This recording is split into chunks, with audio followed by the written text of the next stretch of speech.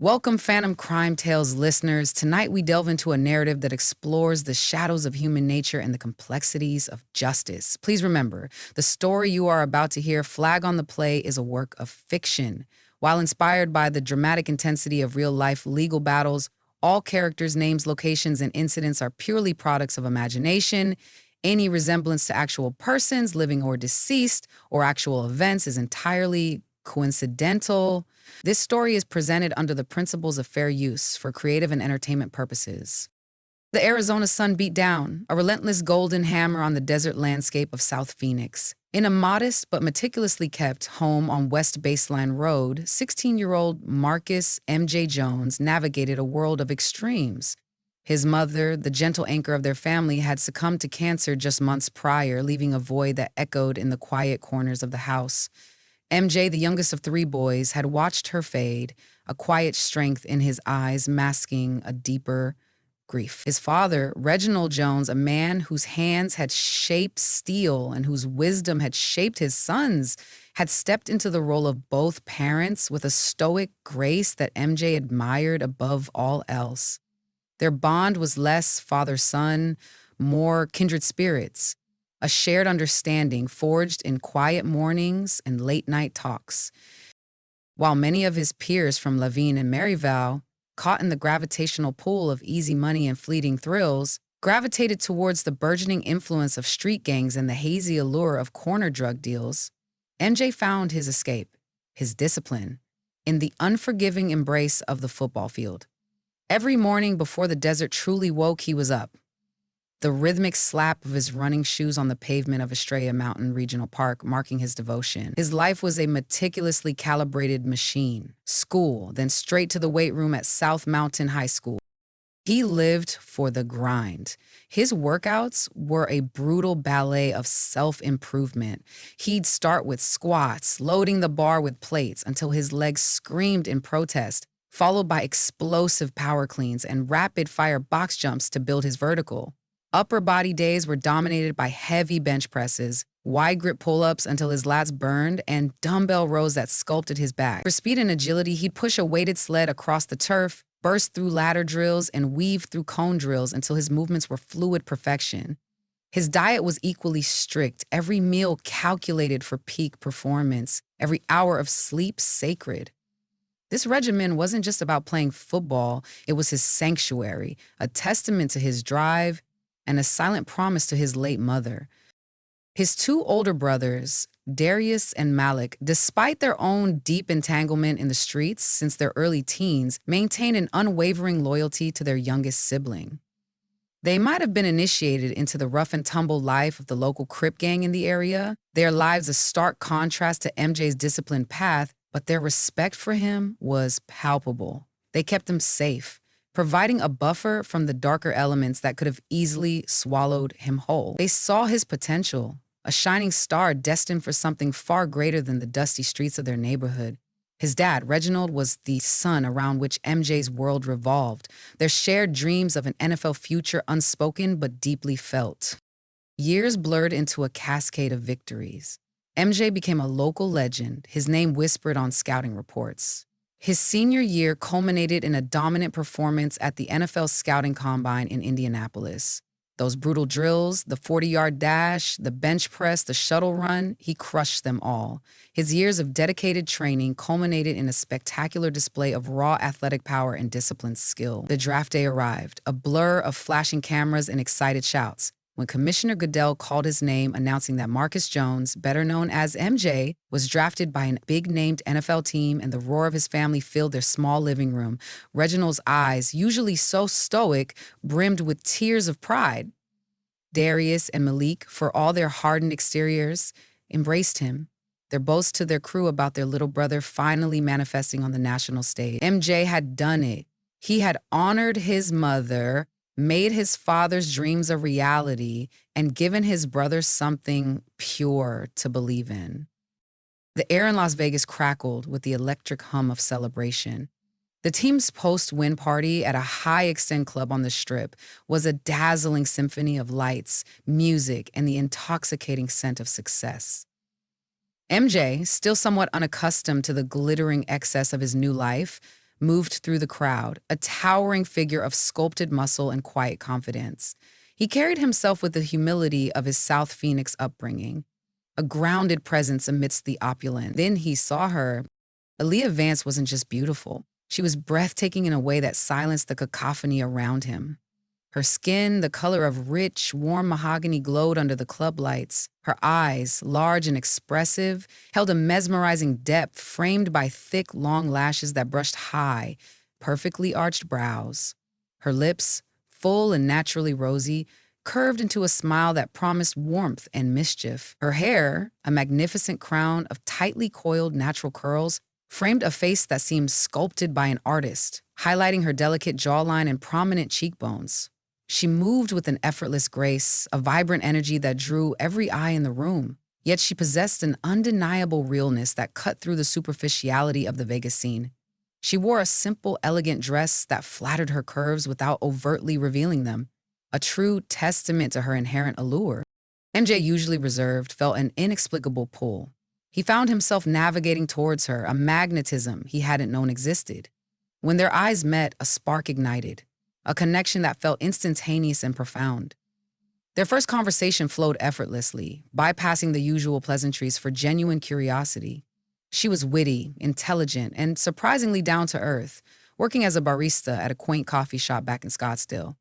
A good contrast to his world. She understood his world too, listening intently as he spoke about the demands of his new career, the relentless training, the travel.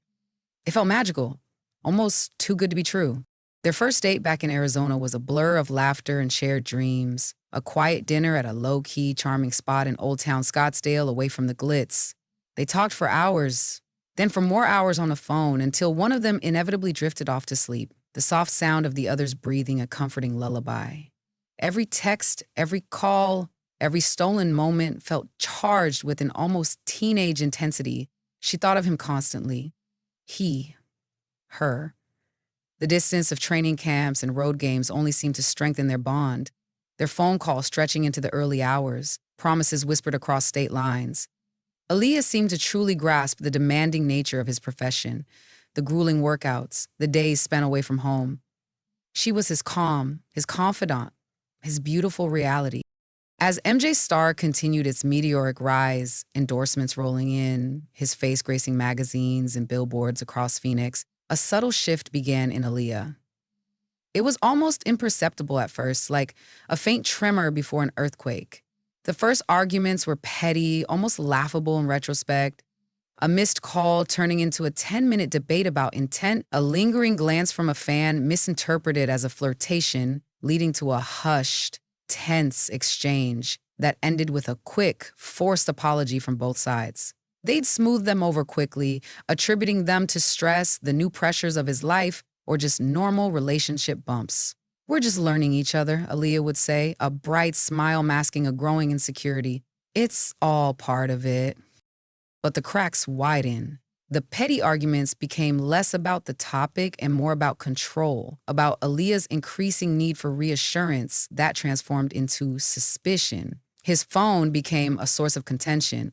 A notification, even from a teammate or agent, would draw her gaze.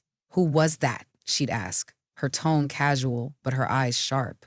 If he didn't answer immediately, a shadow would cross her face. The breaking point for the petty stage came during a team charity event at the Phoenix Children's Hospital. MJ was signing autographs, genuinely enjoying connecting with the kids. A young, enthusiastic female reporter approached him for a quick interview. Aaliyah, standing nearby, watched with an increasingly tight smile. Later that evening, back at his sprawling Paradise Valley home, a significant upgrade from South Phoenix, the seemingly innocent interview erupted into a full-blown accusation. "You were flirting with her," Aaliyah had accused, her voice rising. "The way you looked at her, the way you laughed, it was disgusting." MJ, bewildered, tried to explain it was professional, but she was beyond reason. The argument lasted hours, culminating in Aaliyah snatching his phone and throwing it against the wall, the screen shattering. It was the first physical act of anger, a chilling prelude. He managed to calm her down, attributed it to her insecurity, a side effect of his fame, and spent the night piecing together his shattered phone and their equally fragile peace. The incidents escalated. After another canceled dinner due to a mandatory last-minute team meeting, Aaliyah had exploded. She didn't just break his phone this time. When he returned home, he found his expensive flat-screen TV in the living room smashed, a gaping hole in the center. His prized signed jersey collection, carefully framed and displayed in his recreation room, had been slashed with a knife. The fabric ripped and torn beyond repair. He found her in the kitchen, trembling, a broken vase on the floor, its flowers wilting in scattered water. Her apologies were always fervent, tearful, promising it would never happen again. She'd blame stress, her own anxieties, the pressure of being with someone so famous. And MJ, blinded by his initial love and perhaps a deep-seated desire to fix things and hold on to the fairy tale, would forgive her. He saw her fragility, not her malice. She started making demands. He couldn't go out with friends, even teammates, without her. She'd show up unannounced at practices or call incessantly during team meetings. His assistant, a no-nonsense woman named Brenda, started giving him concerned looks. His father, during their weekly calls, would ask pointedly, "Everything all right with Aaliyah, son? You sound tired." MJ would brush it off, unwilling to admit the dream had become a nightmare. This simmering resentment finally boiled over on that fateful night. MJ had to cancel another date, a long-planned quiet dinner, because of an unexpected mandatory workout camp, a specialized recovery and strategy session before a crucial playoff game. It wasn't a choice, it was his job. Aaliyah, however, saw it as a personal affront, another sign that his career, his fame, and his team meant more to him than she did. The argument was vicious, phone lines crackling with accusations and escalating rage. Each side dug in, refusing to yield on who was right. The final words exchanged were sharp, venomous, and laced with an anger that promised an explosive reckoning. The air in MJ's sprawling Paradise Valley home felt thick, suffocating. The echoes of Aaliyah's venomous words still reverberated off the walls, clinging to the shattered remnants of their love like dust on broken glass. He paced the opulent living room, the city lights of Phoenix glittering indifferently outside his floor-to-ceiling windows, anger warred with a deep, aching sadness. He'd tried, God, how he'd tried, to mend the fractured pieces of what they had, but each attempt only seemed to splinter it further. Aaliyah's escalating jealousy had become a consuming inferno, and tonight, over a canceled date for a crucial workout, it had raged out of control. Final bitter words had been exchanged, a definitive slam of the phone, leaving a chilling silence in its wake. Unknown to him, however, Aaliyah's rage wasn't dissipating. It was festering, transforming into a volatile cocktail of humiliation and fury. She wasn't just upset. She felt wronged, disrespected, and utterly abandoned. In her mind, she wasn't just a scorned lover, but a victim of his growing fame, a footnote in his ascending narrative. And in her world, slights like this weren't to be tolerated. Her fingers flew across her phone screen, not to cool off, but to fan the flames. Her texts weren't just angry. They were a call to arms, dripping with a manufactured desperation. "He needs to be taught a lesson," one text likely screamed to her older brother Deshaun, a notorious figure in the South Mountain street scene. "He just put his hands on me. Come round here and mess his shit up. Show him what happens when you mess with my family." The lie, designed to trigger a primal protective fury, hit its mark. Deshaun, always quick to defend his sister, no questions asked, swiftly mobilized. Within minutes, a dark, nondescript sedan, followed closely by a beat-up SUV, peeled out from a dimly lit street corner near Central Avenue, heading north towards the affluent enclaves of Paradise Valley. 5 figures, fueled by bravado and Aaliyah's venomous fabrication, packed into the vehicles, their minds fixated on delivering a brutal message. MJ, oblivious to the storm rapidly approaching his manicured suburban fortress, had just collapsed onto his couch, staring at the muted news channel, trying to make sense of the emotional wreckage. Then, a sudden, jarring sound sliced through the quiet. The screech of tires outside, followed by a cacophony of raised voices, harsh shouts, and the heavy thump of multiple footsteps approaching his front door. His heart hammered against his ribs. This wasn't a fan, this wasn't a teammate, this was something far more sinister. Before he could even register the full threat, his security system blared. Then the sickening crunch of wood splintering as his solid oak front door exploded inward, ripped from its hinges. 5 figures, hulking and aggressive, flooded into his entryway, their faces contorted with rage. Deshaun leading the charge was a blur of raw menace, his eyes locked onto MJ. "You think you can put your hands on my sister, you rich jock?" he roared, his voice thick with unearned, righteous fury. MJ, a titan on the football field, was suddenly just a man in his home, vastly outnumbered and facing a terrifying, unprovoked assault. They moved with practiced brutality. Fists like hammers rained down, connecting with his jaw, his ribs, his temple. He stumbled backward, barely able to raise his arms in defense, the sheer force of their numbers overwhelming him. Blows landed from every direction, a dizzying, disorienting assault. He tasted blood, felt the sting of a kick to his side, and slammed against the wall, a valuable vase crashing around him. Panic, cold and sharp, pierced through the haze of pain. This wasn't just a fight, this was an ambush. A savage beating with intent. He saw the glint of something in one man's hand, a chain or perhaps a pipe. This wasn't about a message anymore. This felt like something far more dangerous, potentially lethal. His primal instinct, forged in years of brutal athletic training and the street wisdom absorbed from his brother, screamed one word: survive. He needed space. He needed protection. His gaze darted wildly, landing on the hallway leading to his master bedroom. He knew exactly what was there, stored safely, legally, and ready for precisely this kind of unthinkable scenario. With a desperate guttural roar, MJ ducked a wild swing, pushing off the wall with a surge of adrenaline. He fought his way backward, through the barrage of fists and kicks, scrambling away from the encroaching circle of attackers. Their shouts of, "Get him!" and "Finish him!" fueled his desperate retreat. He stumbled, regained his footing, and sprinted down the hallway, the sound of their heavy footsteps pounding behind him, closer now, a terrifying echo of inevitable violence. He burst into the spacious master bedroom, his breath ragged, the adrenaline a searing fire in his veins. His hand instinctively went to the hidden panel behind a large framed abstract painting on the wall. A painting Aaliyah had once picked out, a bitter irony now. The panel slid open with a soft click, revealing the cool, dark metal of his AR-15, meticulously maintained, legally owned, and stored for the very nightmare now unfolding. He snatched it, the familiar weight a strange comfort in his trembling hands, and slammed a loaded magazine into the well with a practiced flick of his wrist. Every second counted. He heard them crashing through the living room, their shouts drawing closer, the intent to harm no longer ambiguous. There was no thought of aiming for specific targets, no premeditation of lethal force. Just a blinding, desperate need to survive, to protect his home, his life, from the brutal invasion. His years of rigorous training, the precision required on the field, the lightning-fast reactions ingrained in his muscle memory, all coalesced into a singular focus. Stop the threat.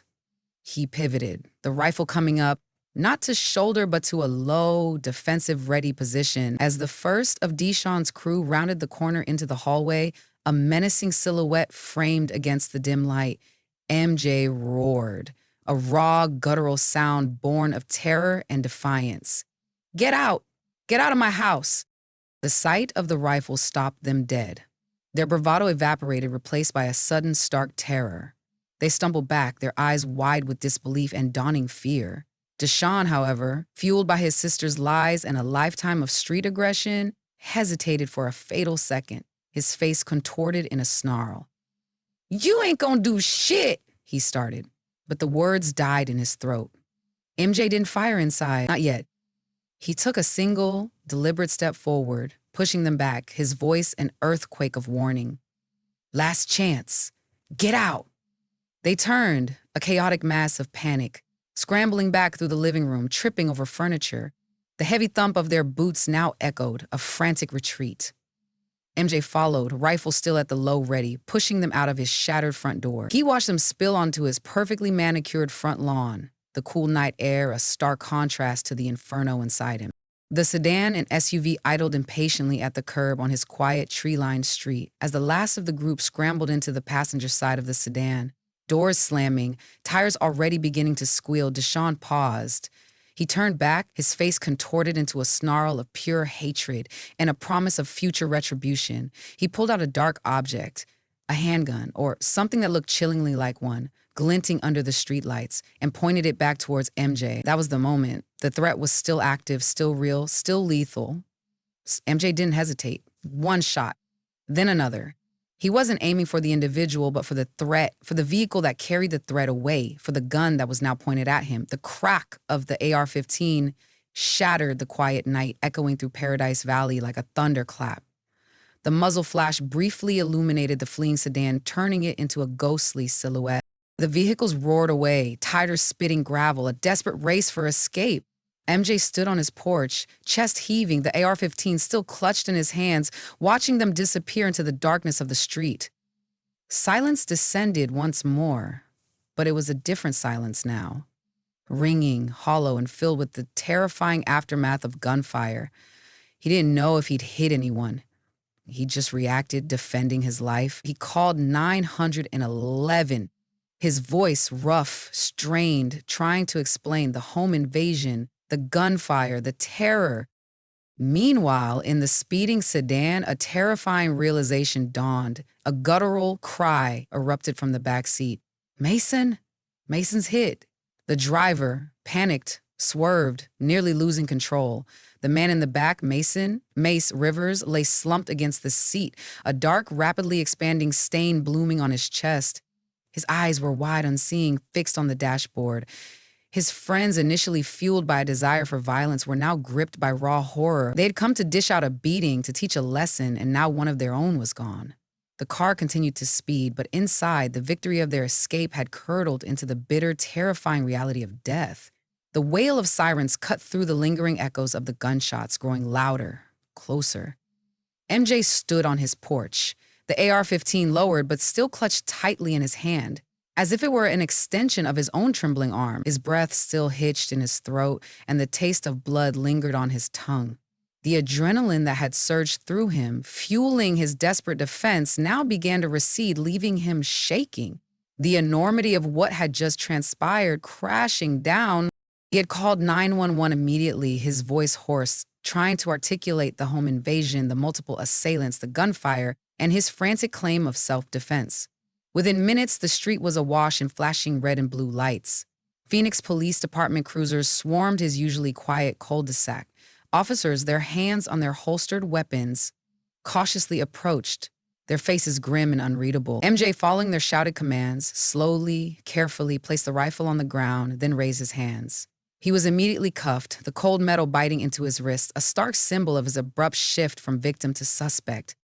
The house became a chaotic scene of forensic activity. Detectives swarmed, meticulously documenting the shattered door, the upturned furniture, the bullet casings found outside. Every question felt like an accusation. Why an AR-15, Mr. Jones? Did you know these individuals? Are you sure you didn't provoke them?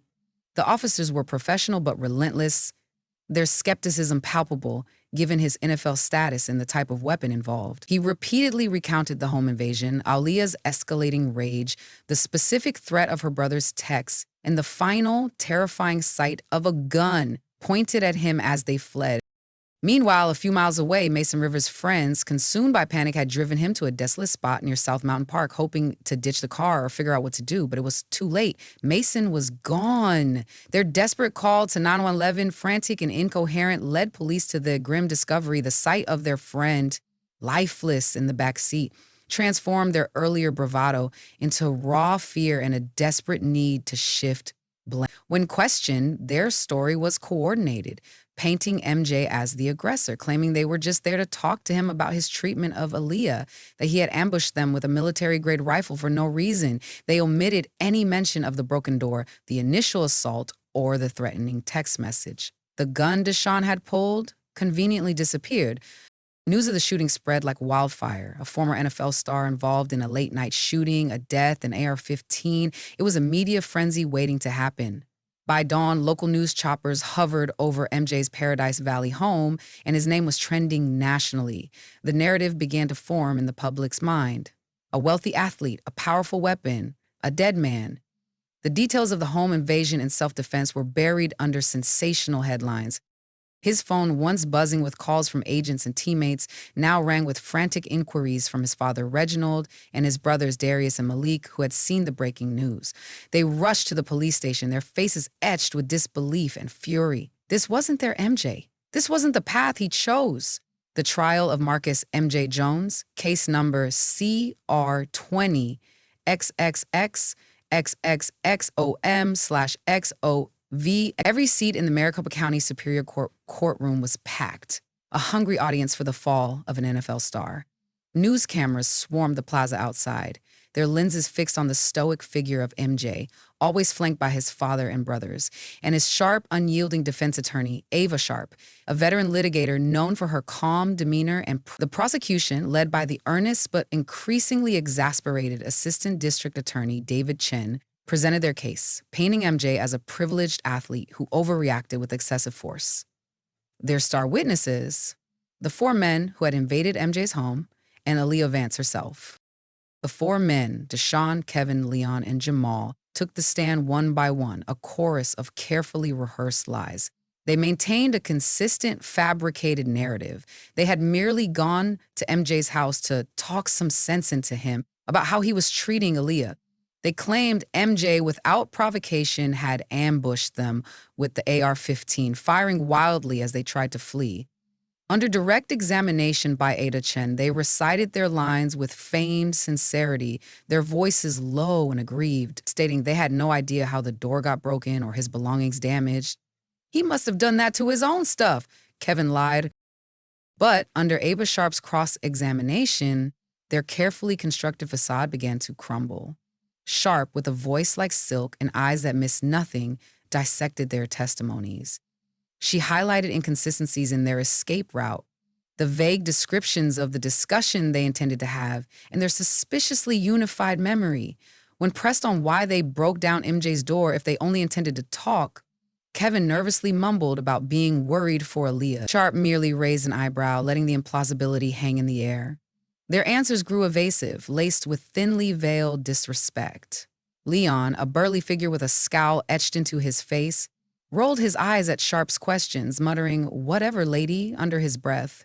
Jamal, frustrated by her persistence, even sneered, "You trying to confuse me or something? We already told you what happened." Their dismissive attitudes and street-hardened defiance were a stark contrast to MJ's quiet dignity, subtly but effectively turning the jury against them. Then came Aaliyah Vance, the prosecution's supposed emotional linchpin. Her 3 days on the stand became a theatrical spectacle. On the first day, she arrived 45 minutes late, flustered, and unapologetic, drawing a sharp rebuke from the judge and a frustrated sigh from ADHN. She dabbed at her eyes with a tissue as she described MJ as controlling and emotionally abusive, twisting instances of his demanding schedule into perceived slights. Her narrative of the night was one of terror, claiming MJ had snapped, that she had only texted her brother out of fear for her own safety because MJ had threatened her. She swore under oath that he had physically assaulted her moments before she sent the texts. On her second day, her testimony grew more erratic. She was again nearly an hour late, forcing the court to delay its start. This time, she offered a flimsy excuse about traffic. During cross-examination, Ava Sharp, armed with text message metadata and phone records, methodically picked apart Aaliyah's claims. Sharp presented texts from Aaliyah to her friends sent before the alleged physical assault, describing MJ as ignoring her and needing to be put in his place. She then produced the damning message Aaliyah sent to Deshaun. "He just put his hands on me. Come round here and F his shit up. Show him what happens when you mess with my family." The timestamp on the message, Sharper revealed, was a full 20 minutes before the alleged physical assault occurred in Aaliyah's testimony. The lie hung heavy in the air. Aaliyah stammered, contradicted herself, and finally, visibly flustered, resorted to snapping at Sharpette. "You're trying to twist my words. He's a monster." Her composure, already thin, completely shattered. The final nail in the coffin for the prosecution's case came when Deshaun, brought back to the stand, tried to cover for Aaliyah's exposed lie. He claimed Aaliyah had called him after the alleged assault, contradicting the timestamp on her text. Sharp then presented phone records obtained through meticulous discovery showing no call from Aaliyah to Deshaun at that time. Furthermore, She produced surveillance footage from a gas station miles away from MJ's Paradise Valley home, showing Deshaun and his crew together minutes before Aaliyah's initial call to arms text, further undermining the idea that they were just responding to a sudden emergency. Deshaun, caught in a tangled web of lies, grew belligerent, raising his voice at Sharp, accusing her of fabricating evidence, even directly challenging the judge. "This is BS," he yelled, earning him a stern warning from the bench and a collective gasp from the gallery. Their combined antics, the tardiness, the open disrespect, the glaring inconsistencies, and the outright perjury, effectively sabotaged the prosecution's already shaky case. What little sympathy the jury might have held for the victim or Aaliyah evaporated with each fresh display of arrogance and deceit. By the time the prosecution rested, it was clear Flag on the Play was less about MJ's actions and more about the blatant dishonesty of those accusing him. The prosecution's case had imploded under the weight of its own deceit. When the defense finally presented its case, it was a swift, surgical dismantling of what little credibility remained. Ava Sharp called forensic experts who testified to the forced entry of MJ's door, contradicting the "we just wanted to talk" narrative. She brought in a digital forensics expert who meticulously traced Aaliyah's text messages and calls, painting a damning picture of premeditation. The expert confirmed the timestamp of Aaliyah's call to arms text to her brother long before any alleged physical altercation, blowing a massive hole in her testimony. She even brought in a character witness, a beloved high school coach, who spoke to MJ's unwavering integrity, his discipline, and his peaceful nature, contrasting sharply with the prosecution's desperate attempts to portray him as a violent hothead. The closing arguments were tense. Ada Chen, visibly deflated, made a final plea to the jury, focusing on the deceased victim and the power of the AR-15, but his words lacked conviction. Ava Sharp, however, stood before the jury calm and authoritative. She didn't need to yell. The facts screamed for themselves. "Ladies and gentlemen," she began, her voice clear and resonant, "this isn't a trial about whether an AR-15 is a powerful weapon. This is a trial about a man's right to defend his home, his life, against a brutal, unprovoked invasion orchestrated by a vengeful ex-partner and her willing accomplices." The evidence you heard from the prosecution's key witnesses was a flagrant fabrication, a flag on the play if there ever was one, and you saw their contempt for the truth with your own eyes. Marcus Jones acted in fear for his life, exactly as the law permits, she concluded. His story is not one of aggression, but of survival. The jury deliberated for less than a day. The tension in the courtroom was a palpable thing, thick enough to cut with a knife, but MJ sat with a quiet resolve, his father's hand resting on his shoulder. When the foreman stood, the silence was absolute. On the charge of murder in the first degree, the foreman's voice resonated. "We find the defendant, Marcus Jones, not guilty." A collective gasp swept through the courtroom, quickly followed by a joyous, unrestrained cheer from MJ's side. MJ's eyes, usually so guarded, welled up. He turned, pulling his father into a fierce embrace, tears finally streaming down Reginald's face. Darius and Malik, their tough exteriors cracking, rushed forward, enveloping their little brother in a group hug. Reginald simply murmured, "My son, my brave boy." The weight of the world, a crushing burden he hadn't realized he'd been carrying, lifted. Outside, the media scrum exploded. Ava Sharpke, calm as ever, announced the verdict, highlighting the triumph of justice. The prosecution's case had imploded under the weight of its own deceit. The criminal trial was over, but MJ wasn't done. With Ava Sharp's counsel, he pursued civil lawsuits. The first against Deshaun, Kevin, Leon, and Jamal for assault, battery, and intentional infliction of emotional distress, stemming from the home invasion itself. The second, and more personal, was against Aaliyah Vance for defamation, false imprisonment due to his arrest, and intentional infliction of emotional distress. The egregious lies she told, the orchestration of the attack, and her perjury on the stand provided ample grounds. The civil court process was less about guilt and more about accountability. Aaliyah and her associates, now facing financial ruin, crumbled. They couldn't maintain their lies under the even stricter evidentiary rules of civil court, and with the history of perjury on record, their credibility was non-existent. Aaliyah, facing crushing legal fees and the risk of a massive judgment, was forced to declare bankruptcy. The payback wasn't a prison sentence for her, but a complete financial and reputational obliteration, leaving her with nothing but the consequences of her malicious actions. Her name became synonymous with deceit in Phoenix legal circles. MJ, finally free of the legal entanglements, turned his focus back to his life. The NFL stood by him, recognizing the extraordinary circumstances. He returned to the field that season, playing with a renewed ferocity. His performance soared. He channeled the trauma and the vindication into his game, becoming an even greater force.